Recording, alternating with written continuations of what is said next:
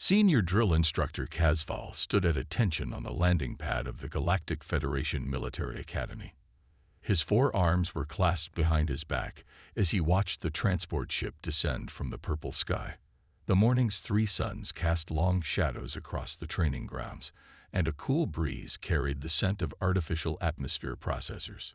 "Sir, the human cadet ship is beginning final approach," reported Assistant Instructor Mexter, his scaled skin shifting colors with anxiety.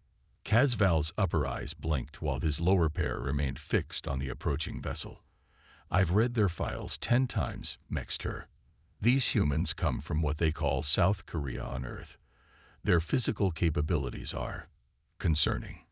The transport ship touched down with a gentle hiss of landing gear.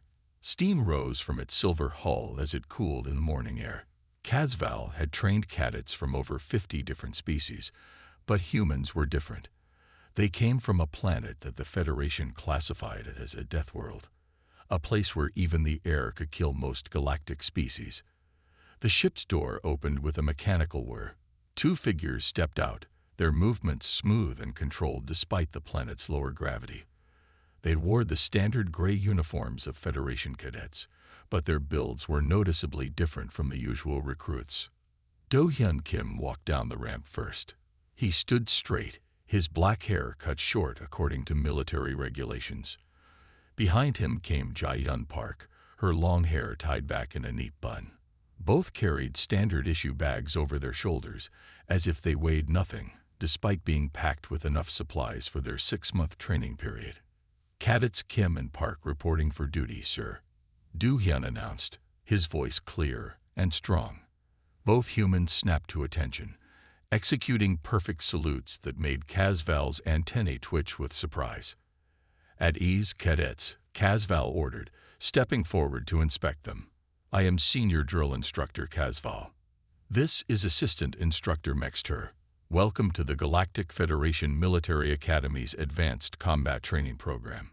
The humans relaxed their stance slightly, but their eyes remained alert, taking in every detail of their surroundings. Casval noticed how they automatically positioned themselves to watch each other's backs, a defensive habit that spoke of their species' predatory origins. "Your acceptance into this program is unprecedented," Casval continued, pacing in front of them. "You are the first humans to train here since Earth joined the Federation 3 years ago. Many opposed this decision, claiming that Deathworlders would be too dangerous to train alongside other species." Jae-yun's expression remained neutral, but her voice carried a note of determination. "We understand the concerns, sir. We've trained extensively in interspecies protocols and safety procedures." Mexter's scales flickered with suspicious orange patterns. "Your Earth training facilities operate at what we consider extreme conditions. The gravity alone would crush most of our cadets." "That's why we're here, sir," Do-hyun replied respectfully. "To learn how to work effectively with our allies, regardless of our different evolutionary backgrounds." Casval noticed how neither human showed signs of discomfort in the alien environment. Most new cadets needed time to adjust to the atmospheric mix and lower gravity, but these two stood as if they were still on their home planet. "Follow me," Casval ordered, leading them toward the training complex. "You'll be assigned to Barracks Block 7. It's been specially modified to match Earth's atmospheric conditions and gravity." As they walked, other cadets stopped their morning exercises to stare. A group of Centaurian cadets with their crystalline bodies whispered among themselves. Two Valerian trainees extended their sensor stalks to get a better look at the humans. None had seen Deathworlders up close before. "Your first assessment will begin tomorrow at 600 hours, Casval explained as they entered the building. "The standard course takes 1 week to complete. It tests endurance, adaptability, and combat readiness under various environmental conditions." "1 week, sir?" Jae-yun asked, her tone carefully neutral. "What kind of conditions should we expect?" Mexter's scales shifted to a smug purple. "Everything from 0 gravity to 3 times standard gravity. Extreme temperatures, toxic atmospheres, underwater combat scenarios. The full range of conditions any Federation soldier might face." Du Hyun and Jai Yun exchanged a quick glance that Casval couldn't interpret. These humans were harder to read than most species he trained. "Here are your quarters," Casval announced, stopping at a reinforced door. "The gravity and atmosphere controls are preset to Earth standards. You have today to settle in and prepare for tomorrow's assessment." Dismissed.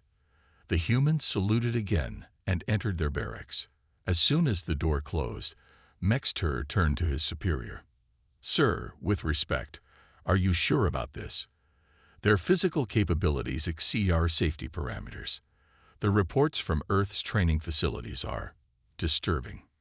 Casval's antennae twitched thoughtfully. "That's exactly why we're starting them with the week-long endurance course.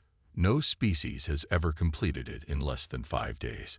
It will teach them their limitations and show them why our training methods are necessary."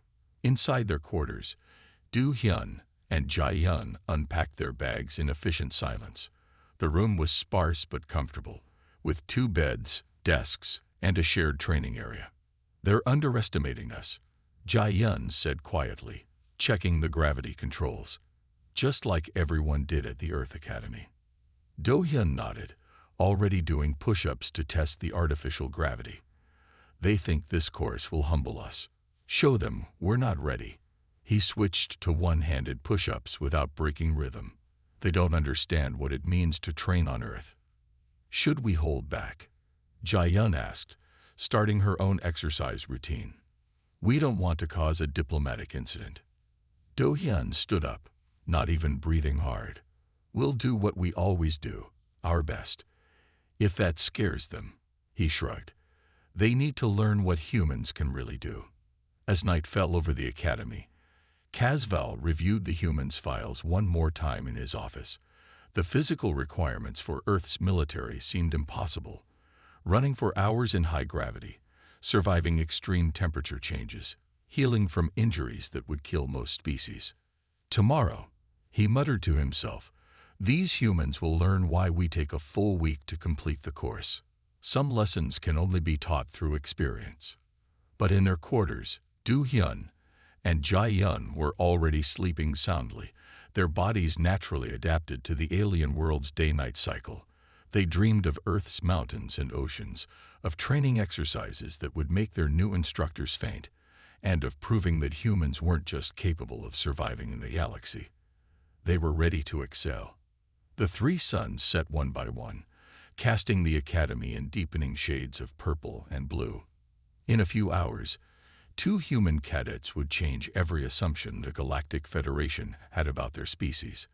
But for now, the night was quiet, and tomorrow's surprises were still just a glimmer in the distant dawn. The first sun was barely rising when Du Hyun and Jai Yun arrived at the training grounds. They wore the standard Federation training suits, which looked slightly bulky on their human frames.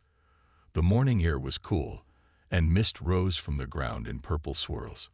Drill Sergeant Casval and Assistant Instructor Mexter were already waiting at the entrance to what they called Endurance Valley. Behind them stretched a massive training complex that disappeared into artificial fog banks. Right on time, Casval noted, his 4 arms checking various control panels. "The course ahead of you is designed to test the limits of every Federation species. No one has ever completed it in less than 5 days." Do Hyun and Jai Yun stood at attention, their eyes forward. The morning light reflected off their visors as they waited for instructions. "The course is divided into 10 zones," Mexter explained, his scales glowing with official patterns. "Each zone presents different challenges. You must complete all zones to pass the assessment." He paused, expecting to see concern on the humans' faces. There was none. Casval brought up a holographic map. Zone 1 begins with low-gravity chambers. Zone 2 has high-gravity sections. Zone 3 features toxic atmosphere challenges. Zone 4 tests extreme temperatures. The remaining zones combine these elements in various ways. "You have emergency beacons if the course proves too difficult," Mexter added. "There's no shame in knowing your limits." Jai Yun studied the map carefully. "Sir, What's the current record for Zone 1 completion? 6 hours, Casval answered proudly. Set by a Centaurian cadet last year. Do-hyun nodded politely. And the safety protocols, sir? Are there specific rules we need to follow? Casval's antennae twitched at the unexpected question. Most cadets asked about rest periods or survival rates. Standard Federation safety guidelines apply. No damaging equipment, no unauthorized shortcuts, and you must wear your protective gear at all times. Understood, sir, both humans replied in unison.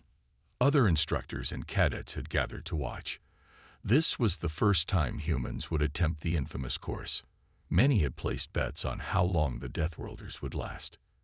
Your time begins now, Casval announced, opening the massive doors to Zone 1. Do-hyun and Jae-yun entered the low-gravity chamber with practiced ease. The artificial gravity dropped to 1/10 of standard, but instead of floating awkwardly like most cadets, they pushed off the ground with controlled movements. Their form is perfect, Mexter observed, watching through the monitoring screens. They're using minimal energy for maximum movement. In the chamber, Do-hyun and Jae-yun moved like dancers. They had trained for low-gravity operations on Earth, but they never told their instructors about the secret advantage humans had. Their inner ear structure and natural balance were far superior to most species. Look at their heart rates, one medical officer noted. Barely elevated. They're not even stressed. The humans reached the first obstacle course, a series of floating platforms that most species took hours to navigate. Do-hyun went first, calculating each jump with precise force. Jae-yun followed, her movements equally efficient. They crossed the entire section in less than 10 minutes. Impossible, Mexter whispered, his scales turning pale. That section was designed to teach careful movement in low gravity over several hours. Casval said nothing, but his antennae were rigid with concern. He watched as the humans entered the second part of Zone 1, an anti-gravity maze designed to disorient cadets. Instead of struggling, Do-hyun and Jae-yun worked together seamlessly. They used the walls to propel themselves forward, their bodies moving in perfect coordination. What usually caused confusion and nausea in other species seemed to have no effect on them. Sir, a junior instructor called out, they're already approaching the Zone 1 exit. It's been less than 15 minutes. The gathered crowd grew larger. Word spread quickly through the academy that something unprecedented was happening at Endurance Valley. Even the senior instructors left their posts to watch. As Do-hyun and Jae-yun emerged from Zone 1, they showed no signs of fatigue. They checked each other's equipment quickly and efficiently, then looked to Casval for permission to continue. Zone 1 complete, sir, Do-hyun reported calmly, requesting permission to proceed to Zone 2. Casval's four hands moved rapidly over the control panel. Granted, he said stiffly, but be warned. Zone 2 increases gravity up to 3 times standard. Most cadets need at least a day of rest after Zone 1. Jae-yun adjusted her suit's settings. Thank you for the warning, sir. We're ready to proceed. As they entered Zone 2, Mexter turned to his superior. Sir, should we stop them? Their performance. It's not natural. No, Casval replied, watching the screens intently. Let them continue. We need to know what they're truly capable of. Inside Zone 2, the gravity increased gradually. The chamber was designed like an ancient obstacle course, with walls to climb, weights to lift, and distances to cross. Most species struggle to even move in the increased gravity. But Do-hyun and Jae-yun moved with purpose. Their Earth-evolved muscles, developed under even higher gravity, handled the resistance with ease. They climbed the walls using minimal handholds, lifted the test weights without strain, and ran the distance portions at a steady pace. Their bone density, the medical officer reported, still monitoring their vital signs. It's incredible. The increased gravity isn't causing any stress fractures. Their muscles are actually working more efficiently under pressure. A Valerian instructor extended all his sensor stalks in disbelief. They're not using any of the rest points. Not even the mandatory ones. Do-hyun and Jae-yun worked through the high-gravity zone methodically. They helped each other over the higher obstacles, communicated with hand signals, and maintained a pace that seemed impossible to the watching aliens. 25 minutes, Mexter announced, his voice shaking. They're about to clear Zone 2, a section that usually takes 18 hours at minimum. The humans emerged from Zone 2 covered in sweat, but still moving steadily. They took a moment to drink water and check their equipment again. Zone 2 complete, sir, Jae-yun reported. Ready for Zone 3. Casval stared at the humans, finally understanding why Earth was classified as a death world. These cadets weren't just surviving the course. They were making it look easy. Proceed to Zone 3, he ordered, then turned to his staff. Contact the Federation Military Command. They need to know what's happening here. As Do-hyun and Jae-yun entered the toxic atmosphere chamber, the watching crowd had grown to include nearly every instructor and cadet at the academy. They watched in silence as the humans began to rewrite everything they thought they knew about physical limitations. Sir, Mexter said quietly, I think we may have made a mistake in our assessment of human capabilities. Casval's antennae drooped slightly. No, Mexter, we made a mistake in thinking we could assess them at all.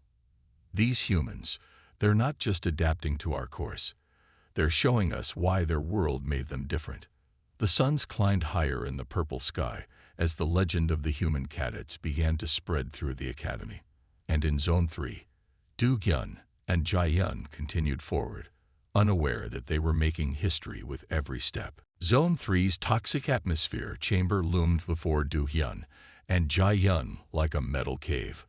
Warning lights flashed around its entrance, and thick pipes pumped dangerous gases into the training space. The gathered crowd of alien instructors and cadets watched from a safe distance, their expressions showing various degrees of disbelief. Activating environmental hazard protocols, Casval announced, his four hands moving across the control panels. The atmosphere inside is toxic to all known species. Your suits must remain sealed at all times. Do-hyun checked Jae-yun's suit's seals one final time before she did the same for him. The protective gear felt familiar. They had trained in similar conditions on Earth, dealing with chemical weapons and natural disasters. Ready, sir, Do-hyun reported, his voice calm through the suit's communication system. Mexter's scales had turned a pale shade of worry. Remember, this zone tests your ability to function in hostile environments. Most cadets take at least 24 hours to complete it. Jae-yun nodded inside her helmet. Understood, sir. Permission to proceed. Casval gave the signal, and the heavy doors slid open. Green mist rolled out, and the humans stepped into the toxic chamber. The doors sealed behind them with a heavy thud. Inside, visibility was poor. The toxic atmosphere created swirling patterns in the air, and the light was filtered through the poisonous gases. Most species found this environment terrifying, but Do-hyun and Jae-yun moved forward with purpose. First obstacle ahead, Jae-yun reported, pointing to a maze of pipes leaking various gases. We need to find the safe path through. Do-hyun pulled out a scanner from his suit's equipment pack. These gas mixtures, they're similar to what we dealt with during the volcanic training exercise back home. In the control room, the alien instructors watched in amazement. The humans weren't just surviving. They were analyzing and adapting to the environment. Look at their movement patterns, one technical officer noted. They're using the gas currents to their advantage. They're treating it like underwater navigation. Indeed, Do-hyun and Jae-yun had learned to read air currents during their Earth training. They moved through the toxic maze efficiently, using the gas flows to guide them rather than fighting against them. 30 minutes into Zone 3, Mexter announced, his voice shaking. They've already covered more distance than most cadets manage in 6 hours. The next challenge was a series of mechanical repairs that had to be performed while exposed to the toxic atmosphere. Most species struggled with the fine motor control required while wearing protective suits, but humans had centuries of experience working in hazardous environments. "Tool check," Jai-Yun called out, her hands moving smoothly through the repair sequence. "Passing you the plasma cutter, Do-Hyun." Their teamwork was flawless. While Jai-Yun handled the delicate repairs, Do-Hyun maintained their perimeter security. Another habit from Earth that puzzled their alien observers. "Why do they keep watching their surroundings?" one junior instructor asked. "There are no predators in the training course." Casval's antennae twitched thoughtfully. "Because on their world there are always predators. They never learn to feel completely safe." The humans progressed through Zone 3's challenges at an unprecedented pace. They crossed acid pools using techniques learned from crossing frozen lakes. They navigated through clouds of corrosive gas using methods developed for sandstorms. "Sir," a medical officer called out, "their vital signs are still stable. The physical stress isn't affecting them like it does other species." In the toxic chamber, Do-Hyun and Jai-Yun reached the final challenge, a vertical climb through shifting layers of different toxic gases. The wall was designed to test endurance and decision-making under extreme conditions. "Remember mountain rescue training?" Do-Hyun asked as they prepared their climbing gear. Jai-Yun smiled inside her helmet. "Mount Hala in the middle of a chemical spill. This is actually easier.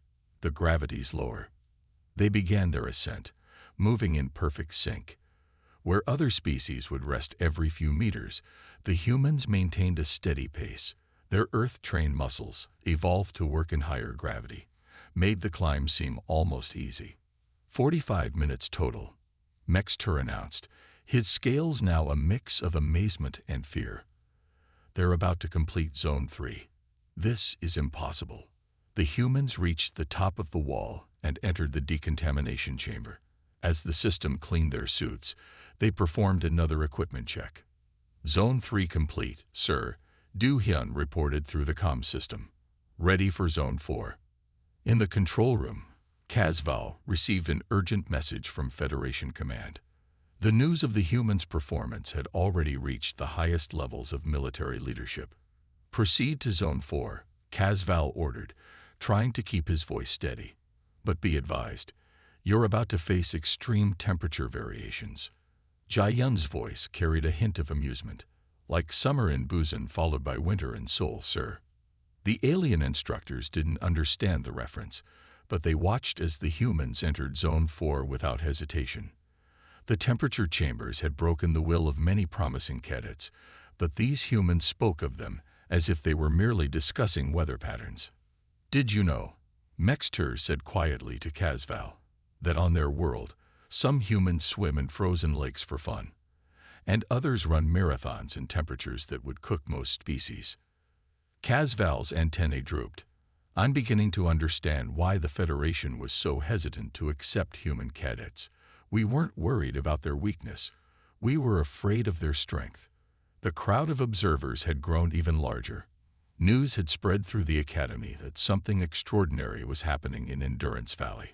Cadets from all species gathered to watch as two humans from a death world demonstrated what it meant to be truly adaptable. As Do-Hyun and Jai-Yun began their journey through Zone 4's temperature challenges, the alien instructors realized they were witnessing more than just a training exercise. They were seeing the emergence of a new power in the galaxy, a species that didn't just survive adversity, but thrived in it. The three suns reached their peak in the purple sky, casting long shadows across the training grounds. And in the control room, Casval began drafting a report that would change the Federation's understanding of human potential forever. Zone 4's entrance displayed warning symbols for extreme temperature variations. The massive thermal chamber stretched ahead, its walls lined with heating and cooling elements. Do-Hyun and Jai-Yun stood ready, their environmental suits adjusted for the coming challenge. Temperature range is from -100 to +200 degrees, Casval announced, his voice tense. The chamber is divided into alternating hot and cold sections. Most species require extensive rest periods between temperature transitions. Understood, Sir, Du Hyun responded. Our suit's temperature regulations are functional and ready. Mexter's scales had shifted to a deep blue of concern. Remember, rapid temperature changes can cause severe shock to your systems. The recommended approach is to pause for adaptation at each transition point. Jae-yun checked their suit readings one final time. Thank you for the advice, sir. Permission to proceed. The doors opened, releasing a blast of Arctic air. The humans stepped inside, and the entrance sealed behind them. In the observation room, the crowd of alien instructors and cadets pressed closer to the monitors. First section is the cold zone, a technical officer reported. Temperature dropping to -70 degrees. But Du Hyun and Jae-yun moved through the freezing chamber with steady steps. Their Earth-evolved bodies, designed to handle temperature extremes, adapted quickly. The cold that would paralyze other species only made them more focused. Look at their core temperature readings, the medical officer said in amazement. Their bodies are maintaining heat efficiency without drawing extra power from their suits. The humans reached the first transition point between cold and hot zones. Most cadets stopped here for hours, letting their bodies slowly adjust. Du Hyun and Jae-yun barely paused. They're continuing straight through. Mexter exclaimed, his scales paling. The temperature shift is over 200 degrees in less than 10 meters. Inside the chamber, Du Hyun and Jae-yun moved from freezing cold to intense heat. Their bodies, evolved on a planet where temperature could change drastically between day and night, handled the transition smoothly. Reminds me of survival training, Jae-yun commented as they navigated through the hot zone. Remember the desert exercise followed by the Arctic deployment? Du Hyun nodded inside his helmet. At least here, we don't have to worry about sandstorms or polar bears. The alien observers didn't understand their casual conversation, but they watched in awe as the humans maintained their rapid pace through extreme conditions that would incapacitate most species. They're treating the temperature barriers like mild inconveniences, one senior instructor noted. Their environmental suits aren't even working at full capacity. The next challenge involved climbing through alternating bands of hot and cold air while solving complex mechanical puzzles. The temperature shifts were designed to break concentration and force careful, slow progress. Instead, Du Hyun and Jae-yun worked efficiently through each puzzle. Their hands remained steady whether working in freezing cold or burning heat. Years of military training on Earth had taught them to maintain focus regardless of environmental conditions. 50 minutes total time, Casval announced, his antennae twitching rapidly. They're about to complete 4 zones that normally take 5 days. In the thermal chamber, Du Hyun and Jae-yun reached the final challenge, a long corridor that rapidly cycled between temperature extremes. The shifting temperatures created visible distortions in the air. Standard formation, Jae-yun asked, preparing for the last stretch. Du Hyun nodded, just like the weather chamber back home. Ready when you are. They moved through the corridor with practiced ease, their bodies adapting to each temperature change without slowing down. The watching aliens saw something impossible. 2 beings moving smoothly through conditions that should have stopped them completely. Their neural readings are stable, the medical officer reported in disbelief. The temperature changes aren't even triggering their stress responses anymore. Casval received another urgent message from Federation Command. They're ordering us to record everything. This performance is rewriting our understanding of species capabilities. The humans reached the end of Zone 4 and entered the final decontamination chamber. Their suits showed minimal strain, and their vital signs remained strong. Zone 4 complete, sir, Du Hyun reported calmly, requesting permission to proceed to Zone 5. The control room fell silent.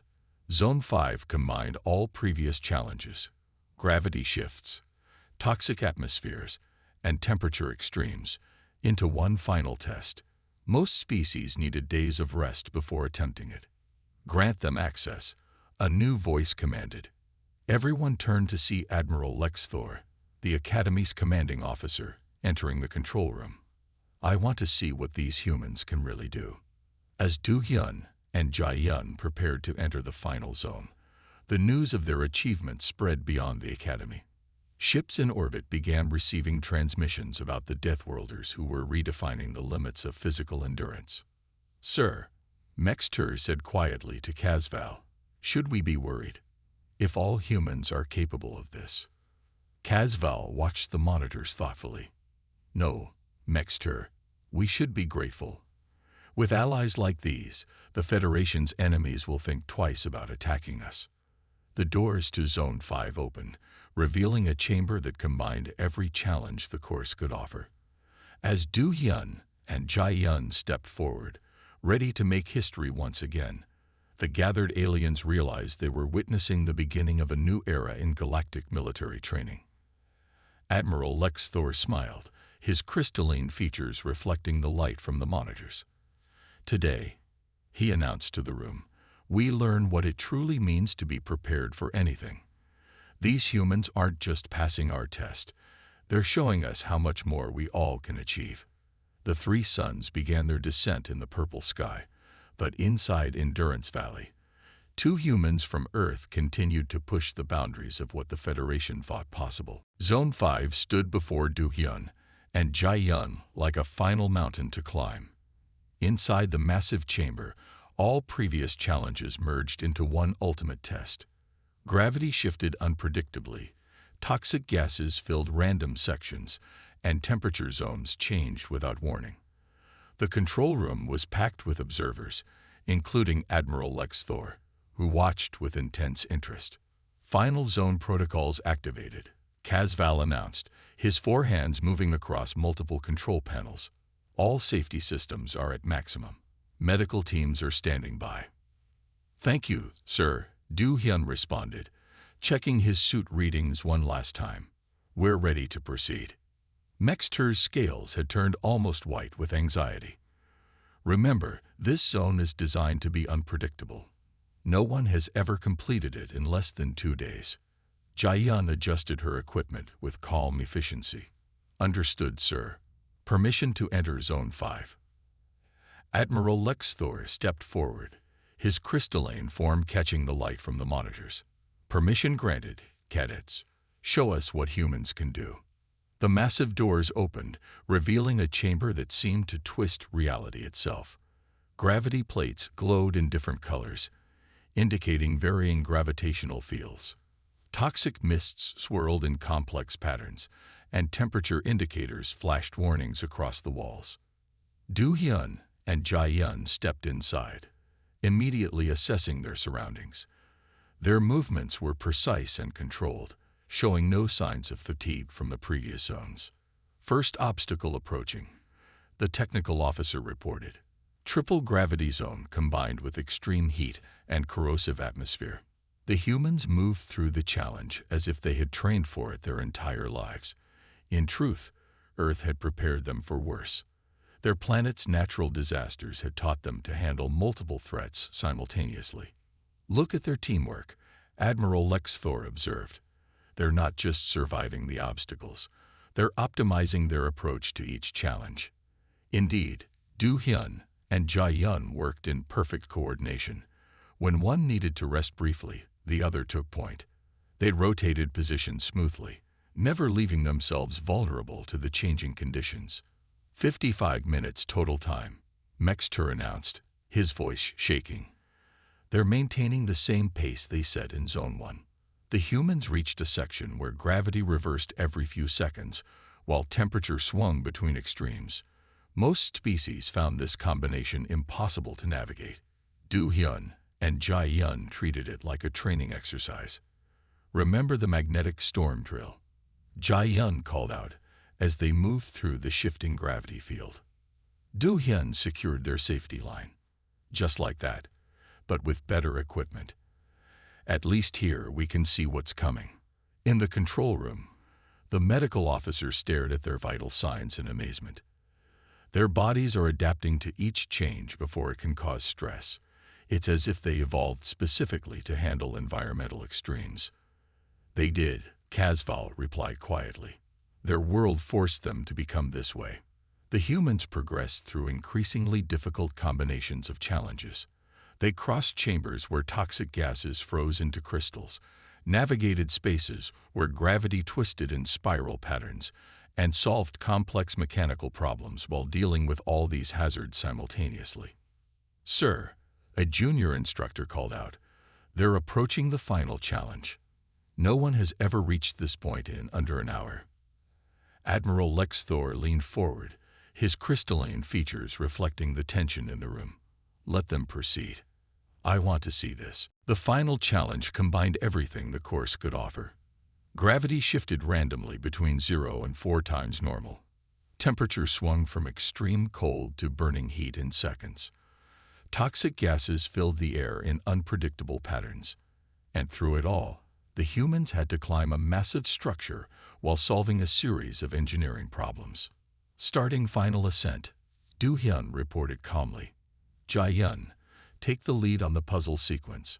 I'll handle environmental monitoring." They moved up the structure with incredible efficiency. Where other species would have been overwhelmed by the multiple threats, the humans divided their attention perfectly.